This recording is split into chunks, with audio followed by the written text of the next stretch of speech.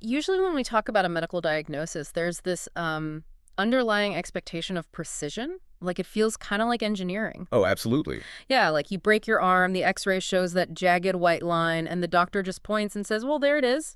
Right, it's very binary. I mean, it's broken or it's not. And that's comforting. We inherently like things to be visible, to be perfectly categorized, but then, you step into the world's pediatric nursing and suddenly it feels like that x-ray machine is just completely broken. Yeah, We're looking at a diagnostic landscape that is honestly incredibly murky. it is the absolute definition of diagnostic muddy waters.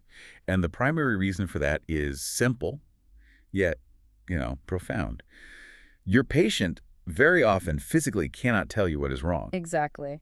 And that is exactly why we are here today. So, welcome to the deep dive. Glad to be here. Today's exploration is custom tailored specifically for you, the learner. We know you love gaining knowledge quickly but thoroughly, and frankly, you hate feeling overwhelmed by just raw data. Right, nobody likes that. Exactly. So, we are taking you on a highly specific mission today.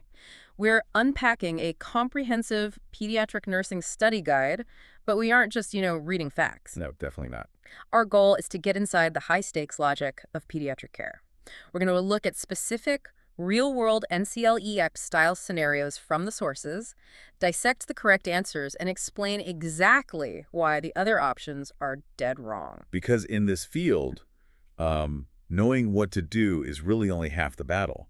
Huh. You have to understand exactly why doing the instinctive human thing might actually be wrong. Or outright dangerous. Yes, exactly. So to really grasp this, we have to establish the foundational rule from the source material. It's the one principle that governs everything else, and that is children are not just mini adults. They absolutely are not. Their physiology, their metabolism, their cognitive abilities, they require completely age-specific care. You cannot just take an adult treatment, scale down the dosage, and expect it to work. Right, it's a completely different operating system. Yes. That's the exact analogy that kept coming to my mind while reading this. It is like trying to run a heavy, complex desktop software program on a brand new smartphone. Oh, I like that. Right. The hardware is different, the processing rules are completely different, and if you try to force that desktop software onto the phone, the whole system is just going to crash. That is a brilliant way to look at it. And honestly, preventing that system crash is the entire point of pediatric medicine. So let's dive right into that new hardware, starting at the very beginning with the first year of life. The infant stage. Right. And the narrative connection here is intense because, like we said, these patients literally cannot speak for themselves. Healthcare providers are entirely reliant on observation. Observation, physical milestones, and reflexes, yeah. So picture this. You're evaluating a 9-month-old infant at a standard checkup. You're looking for any sign of a developmental delay. Where does your eye go? What's the subtle red flag you're looking for? Well, the most critical red flag at that exact age is an inability to vocalize vowel sounds. See, that surprises me. I feel like at 9 months, I'd be looking at how they are moving, not just babbling. And that's where the precise timeline of infant development is so fascinating. I mean, an infant should begin vocalizing basic vowel sounds by around 7 months. Okay, 7 months? Yeah. If they hit 9 months and those sounds are completely absent, that is a major warning sign for language delay or even a hearing issue. Wow, just from missing vowel sounds. Right, because by 10 months, they should be saying at least one actual word. Language development is incredibly time-sensitive.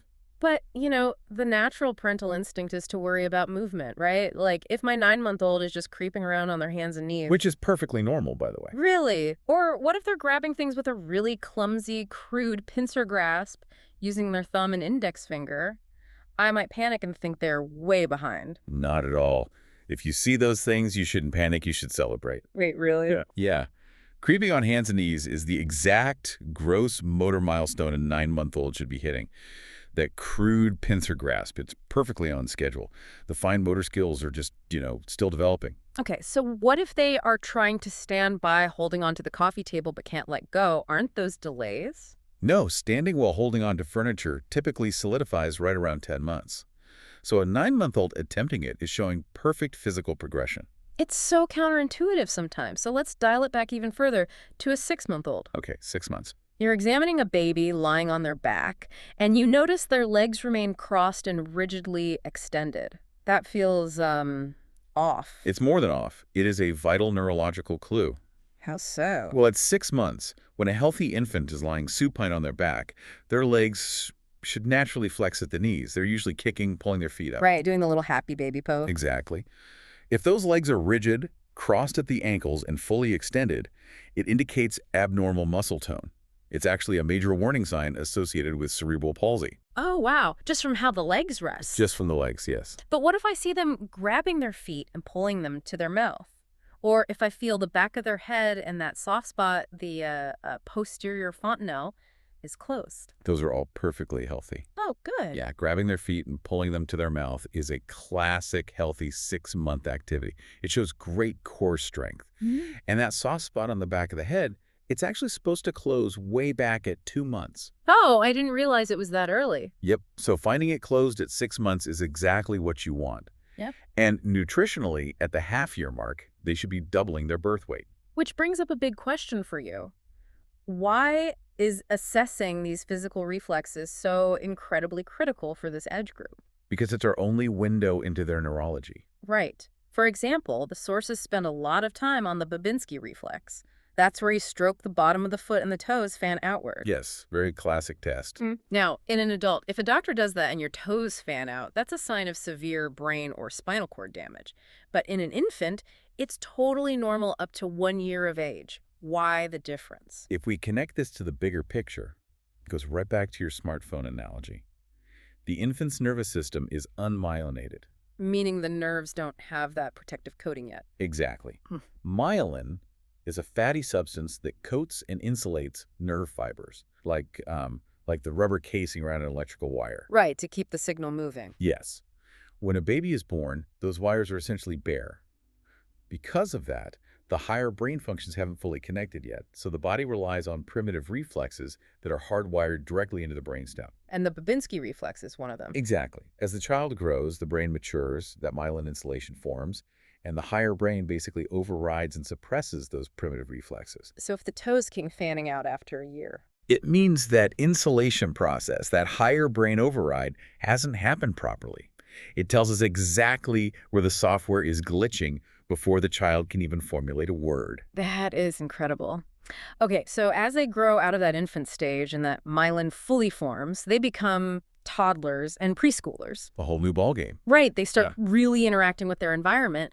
And we move into a phase where play isn't just a way to keep them busy, it becomes an actual vital medical tool. Oh, absolutely. It's a window into both their psychology and their physical capabilities. Yeah. How a child plays tells you almost everything you need to know about their developmental stage. Let's put this into a real-world setting from the study guide.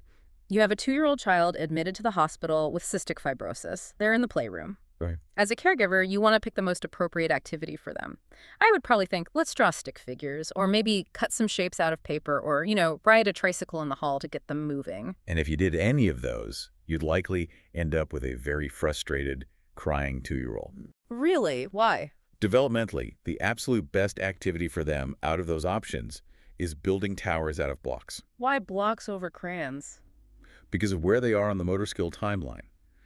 Building block towers promotes fine motor development perfectly suited for a 2-year-old. Ah, I see. Plus, psychologically, letting them stack things up and predictably knock them down provides a safe, constructive means of dealing with the intense loss of control they feel in a hospital. That makes a lot of sense. And the other activities? It's all about coordination. Cutting paper with scissors requires bilateral coordination that just isn't there yet. Riding a tricycle requires significant gross motor strength. Right, and they have to understand how to pedal. Exactly, and that typically doesn't click until age 3. And drawing a stick figure is actually a very complex 4-year-old milestone. Oh, wow, 4 years old, I would have guessed earlier. No, if you hand a 2-year-old crayons, their brain and hands are only capable of making vertical lines and circular strokes. Asking them to draw a person is like asking you to paint the Mona Lisa. It's just going to cause a meltdown. Exactly. Okay, here's where this developmental psychology gets really interesting and honestly incredibly heavy. The source material shifts into how a preschooler conceptualizes death. Yeah, this is a tough one. Imagine a scenario where a preschool-aged child is facing a terminal illness or dealing with the death of a family member. Caregivers often assume the child grasps what's happening. But they really don't.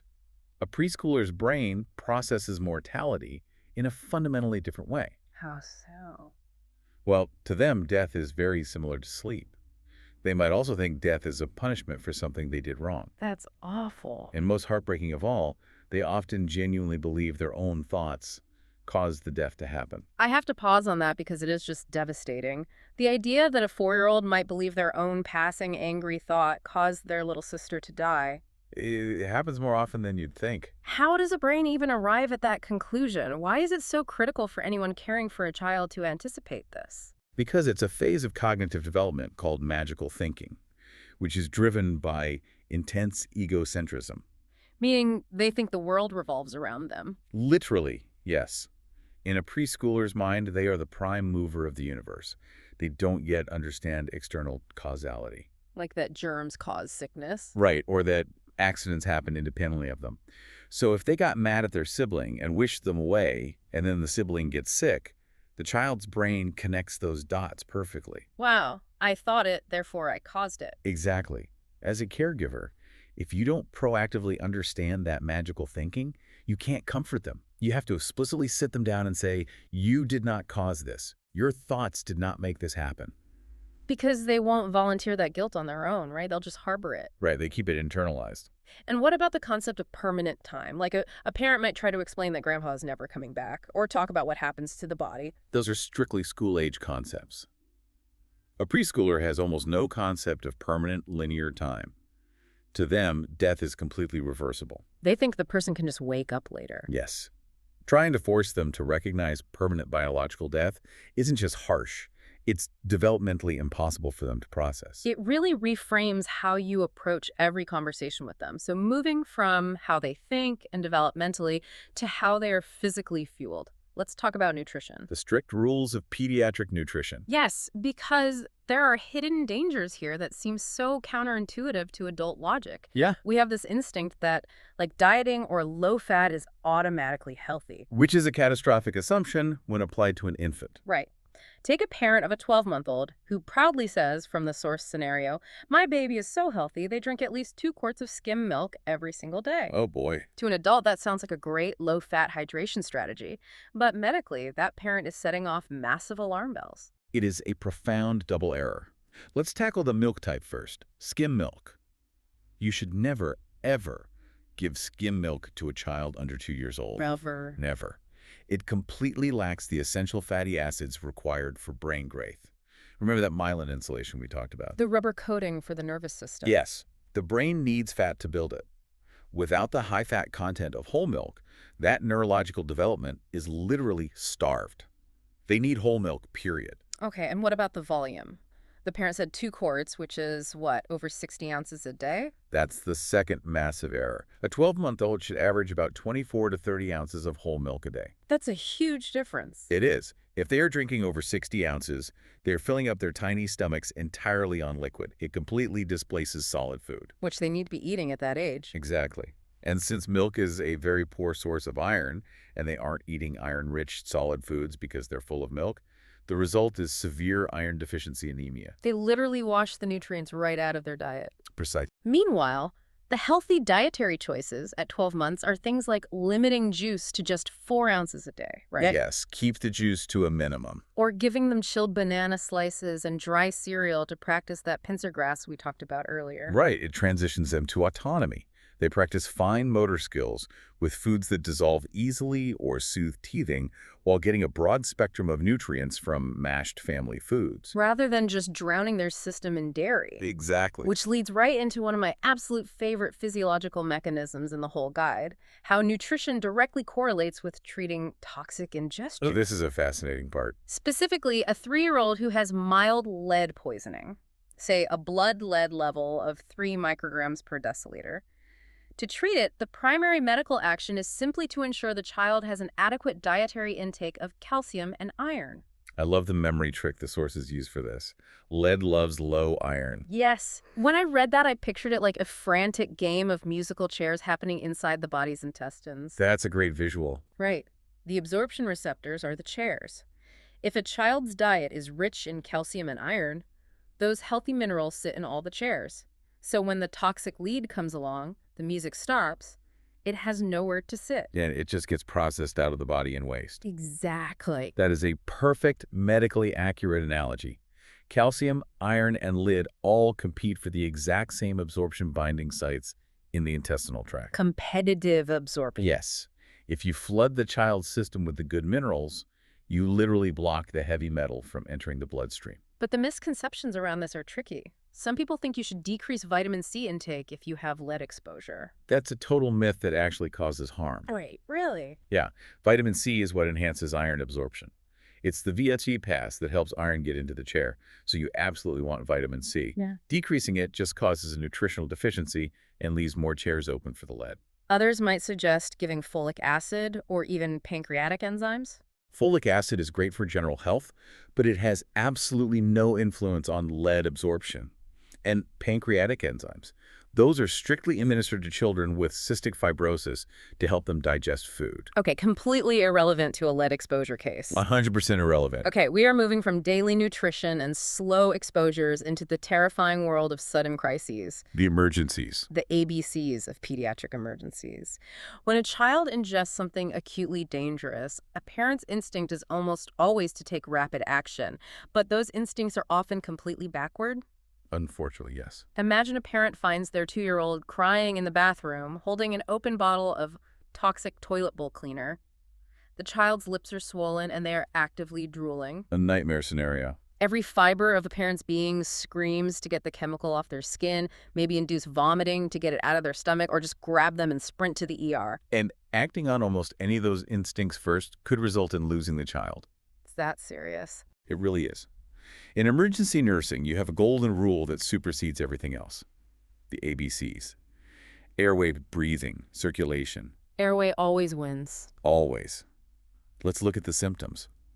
If a child has swollen edematous lips and is drooling after drinking a caustic chemical, it means their oral cavity and pharynx are rapidly swelling shut. So they can't swallow. Right, they can't even swallow their own saliva, which is why they are drooling. The airway is closing right in front of you.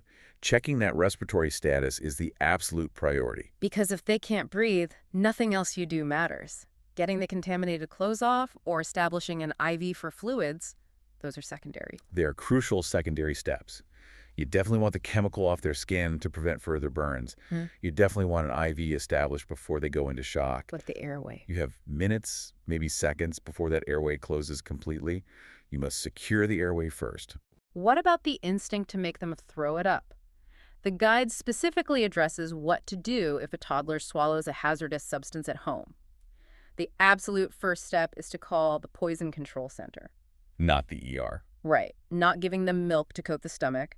And definitely, under no circumstances, inducing vomiting. Using something like syrup of ipecac to induce vomiting used to be standard advice decades ago. Now it is recognized as incredibly dangerous, Why the change? specifically because of the double burn effect. Explain the mechanics of that. If a child swallows a highly corrosive substance, like bleach or drain cleaner, it burns and chemically destroys the delicate tissue of the esophagus on the way down. Okay, that makes sense. If you force that child to vomit, you are forcing that highly corrosive chemical back up against gravity, burning the exact same traumatized tissue a second time. Oh, wow. So it severely compounds the tissue necrosis. Yes. You also don't give the milk to neutralize it, because mixing a base with an acid can cause an exothermic chemical reaction. Exothermic meaning it generates heat. Exactly. So now inside the child's stomach, you are creating thermal heat burns on top of the chemical burns. That is horrifying. It is. Yeah. That is why you never guess. You call poison control immediately and they tell you exactly what to do based on the chemical makeup of that specific substance. That is terrifying, but understanding the chemistry behind why you shouldn't intervene blindly makes so much sense. It saves lives. So, as we pull back from these acute emergencies, what does this mean for ongoing care? We transition into how we manage pain and prevent disease as these children grow up and, gain autonomy. Adolescence. Right. Let's look at an 18-year-old adolescent. They are moving out, heading to a college dormitory. The medical guidelines insist they need a specific immunization before they go, the meningococcal polysaccharide vaccine. This is a strict mandate from the CDC for incoming college freshmen living in dorms. Meningococcal bacteria cause incredibly fast-acting, life-threatening meningitis and blood infections. But why wait until they're 18 and moving to a dorm? Why not pneumococcal or a rotavirus booster or even the shingles vaccine? It's entirely about the environmental risk factor. When you pack thousands of young adults into close, shared living quarters, sharing bathrooms, sharing food. The transmission risk skyrockets. Exactly. It's a targeted strike based on their specific lifestyle change. As for the others, pneumococcal is typically reserved for children with high-risk chronic illnesses. And rotavirus. The final dose of rotavirus is given before a baby is 8 months old. You'd never give it to a teenager. And herpes zoster, the shingles vaccine, is strictly recommended for adults over 60. Okay, that makes perfect sense. That brings us to what I think is one of the most vital examples of patient autonomy in the entire source text. You have an adolescent recovering in the hospital. Hooked up to a PCA pump. Right. Patient-controlled analgesia. They have a button they can push to deliver a controlled dose of pain medication. The nurse notes their pain level has gone from a manageable 3 to a moderate 5 on a 10-point scale. But the teen hasn't pushed their button in 2 hours. What is the nurse's priority? The nurse must step in to reinforce teaching with the client on how to push the button. Because at a pain level of 5, they are suffering unnecessarily. Right. A pain level of 5 generally requires opioid intervention to manage properly. If they aren't pushing it, maybe they forgot how, or they are afraid of becoming addicted, which is a very common misconception. The nurse must empower them to use their own pain management tool. Exactly. Now, human instinct again. If I'm the parent sitting in that room and I see my teenagers in pain, but maybe they fell asleep or they are too groggy to push the button, my instinct is to just reach over and push it for them, just to give them some relief. And doing that is a massive, incredibly dangerous violation of PCA protocol. It's called PCA by proxy, and it can be fatal. Why? If the machine controls the dose, how is it fatal? Because the entire safety mechanism of a PCA pump relies on the patient's own level of consciousness. The pump is programmed so they can't overdose if they're the only ones pushing it. Oh, I see. Think about it.